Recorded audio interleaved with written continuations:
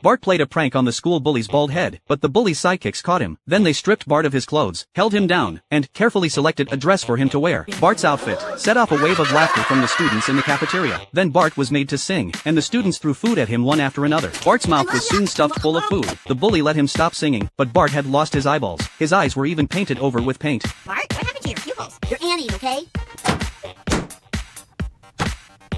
The whole family was heading to Florida to celebrate Marge's aunt's 100th birthday. Even on the plane, Bart couldn't stay out of trouble. This forced the plane to make an emergency landing in New Orleans. Bart stumbled into a curse shop by accident. At the thought of getting revenge on the bullies, he asked Marge to buy him 3 voodoo dolls. Back at the hotel, Bart hung up the dolls and held a flame to their feet to torment them. But Milhouse told him the curses weren't having any effect on the 3 bullies at all. Milhouse asked why Lisa was feeling upset. Give up on Lisa. Wait for Maggie. Milhouse thought Maggie had a crush on him, but Maggie, who couldn't talk, hurriedly waved her hands to deny it. On the other side, the bullies found Milhouse, and he spilled the beans about Bart cursing them. The 3 bullies panicked instantly. They tried to kick a ball but ended up hitting someone instead, and then they started fighting each other. Milhouse told Bart the curse had finally worked, and then asked, "So what does Maggie like about me?" Maggie held up Milhouse's voodoo doll, and Bart was so scared he hung up the phone right away. The last 2 hairs on Homer's head fell out too. Now he was completely bald. Homer tried to put the hairs back in place, but to his surprise, they fell straight down the drain. In a desperate attempt to get those last 2 hairs back, Homer even took apart the drain pipe. Even though all he found was a diamond ring, he still didn't want Marge to see his bald head, so Homer had to put on a beret. But Abe saw right through it. He knew Homer was only wearing the hat because he was bald. Feeling down, Homer went to the tavern. Moe suggested he drown his sorrows with the most expensive drink they had, but the price tag fell off the bottle the next second. Moe took off Homer's hat and was shocked by what he saw. Unable to bear looking at Homer's completely bald head, Moe tried to glue his own hair onto Homer's scalp.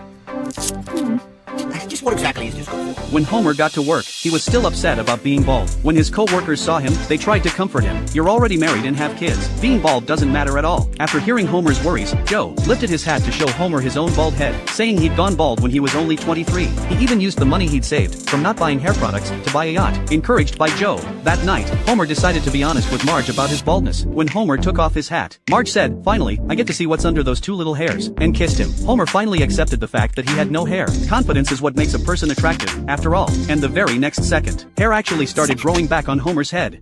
Homer took out a home equity loan to buy a $5,000 computer. Before long, Homer dragged the computer back home.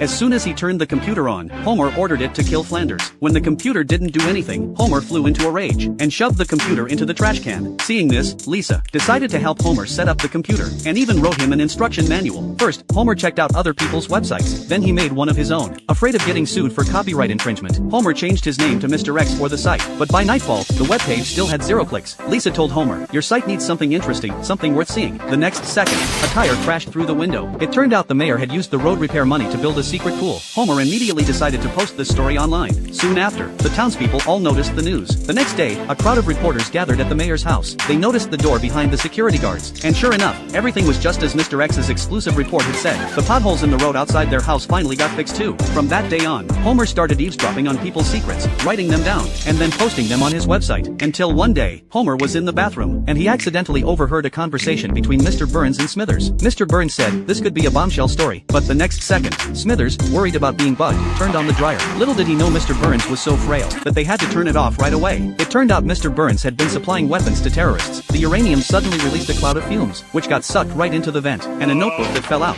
exposed Homer's hiding spot.